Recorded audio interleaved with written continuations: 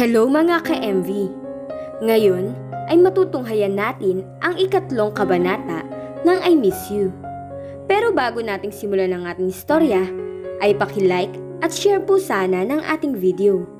Paki-click din ng subscribe button at bell icon para lagi kayong updated sa mga parating ko pang uploads. Gusto na niyang amuin ito, pero masama pa rin ang loob niya rito dahil sa pagkumpara nito kay Elma sa kanya. Hindi pa siya kontento sa nakikitang paghihirap ng loob nito. Para naman kasi kitang kapatid, magkalaro tayo mula pa pagkabata. Yun lang palang tingin mo sa akin, parang kapatid, kaibigan? Hindi iyon ang gusto niyang isagot, pero tumahimik na lang siya.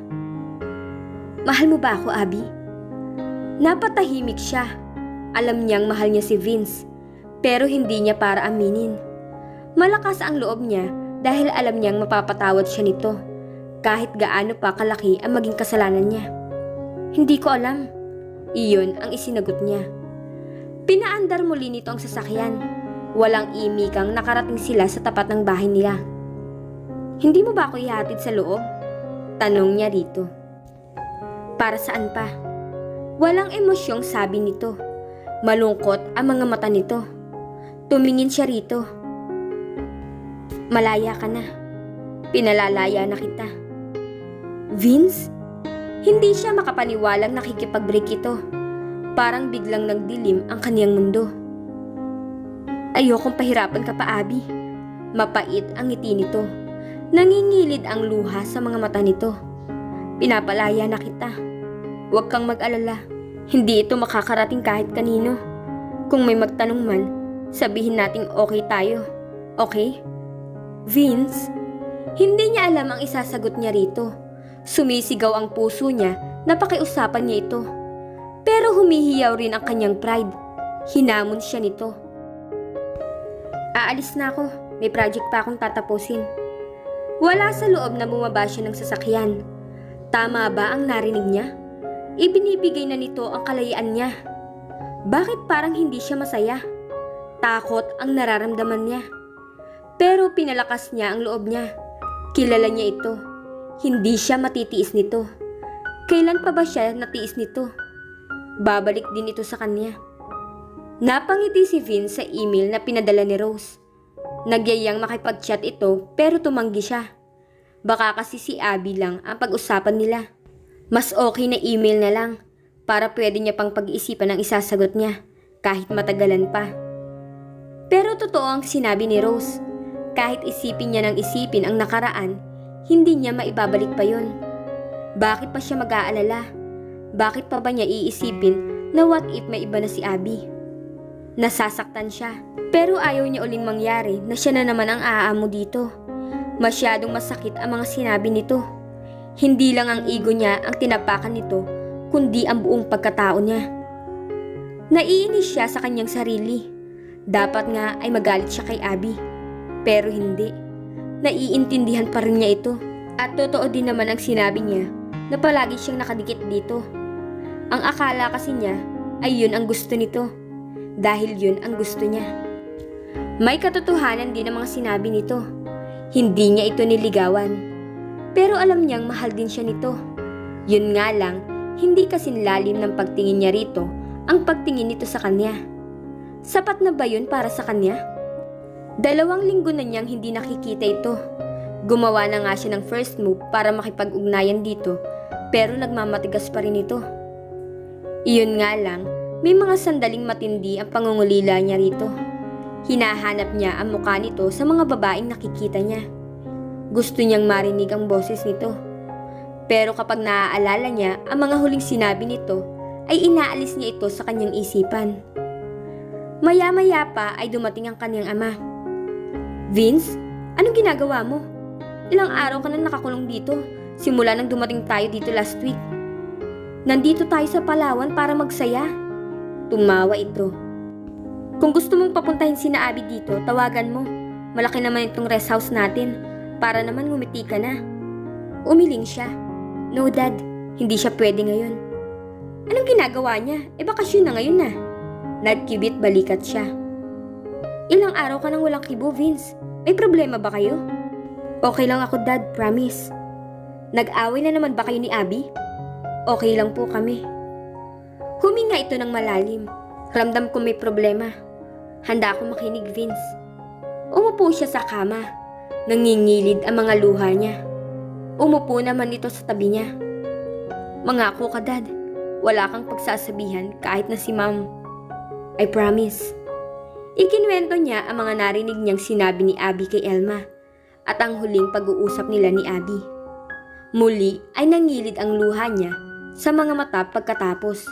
Nasasakal daw siya, kaya pinalaya ko na po siya.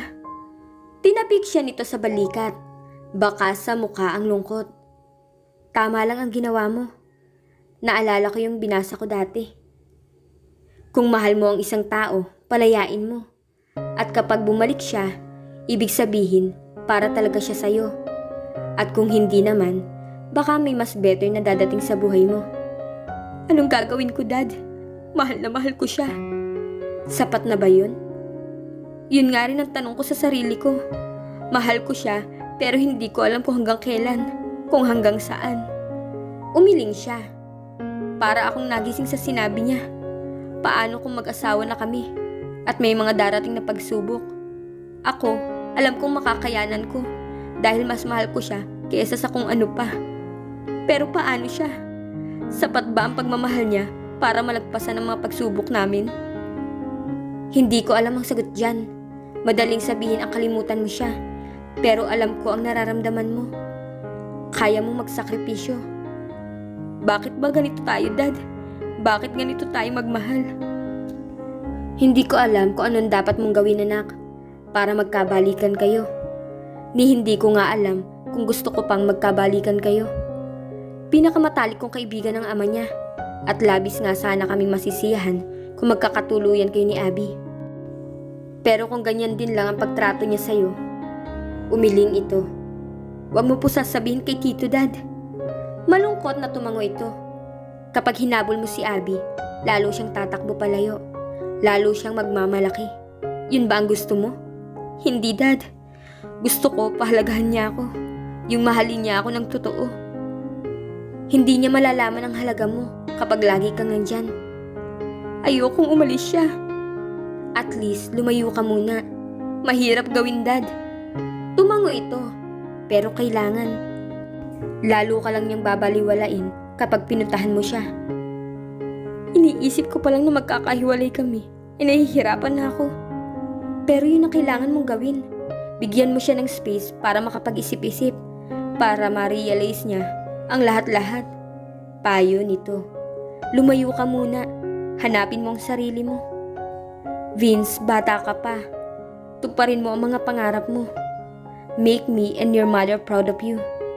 Pakita mo sa Abby na yon yung narating mo nung wala siya. Hayaan mo siyang magsisi. Kailangan mong gawin to. Follow your heart, but think with your head. At tandaan mo, ang isang bagay na hindi pinaghirapan, kadalasan ay hindi pinangangalagaan. Tumango-tango siya. One step at a time, Vince. Siguraduhin mo lang na hindi yung paghabol mo sa kanya ang unang hakbang mo. Bumuntong hininga siya. Nakapag-isip-isip na rin ako, Dad. Gusto kong tanggapin yung offer na pumunta sa ibang bansa. 2 years lang naman yun, di ba? Baka sakaling mamiss niya ako, sabi ni Vince. Tumango-tango ito. Waring malalim ang iniisip. Madalas din naman kayo magpunta dun, Dad. Naroon pa si Miko. Hindi ako ma-homesick. Nagsalubong ang mga kilay nito. Sa tingin ko, makakabuti sa iyo ang nangyari na makikipag-break up mo. Time to shine, son.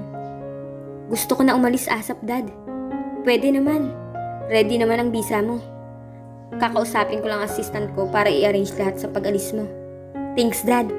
Anytime. Tara. Sarap ng hangin sa labas. Sunod ako, Dad, promise. Paglabas ng ama, kinuha niya agad ang kanyang cellphone. Matagal niyang pinag-isipan kung tatawagan niya si Abby. Kahit paano, magpapaalam siya rito. May pinagsamahan naman sila. Huminga siya ng malalim bago pinindot ang number nito. Ngunit hindi niya ito makontak. Mukhang nagpalit pa ito ng number. Kinuha niya ang telepono at tinawagan ang landline nila Abby. Sabi ng katulong nila, wala doon si Abby. Pero narinig niya sa background na nagsasalita si Abby. Nagbilin pa nga ito na sabihing wala raw ito. Nagmamatigas pa rin ito.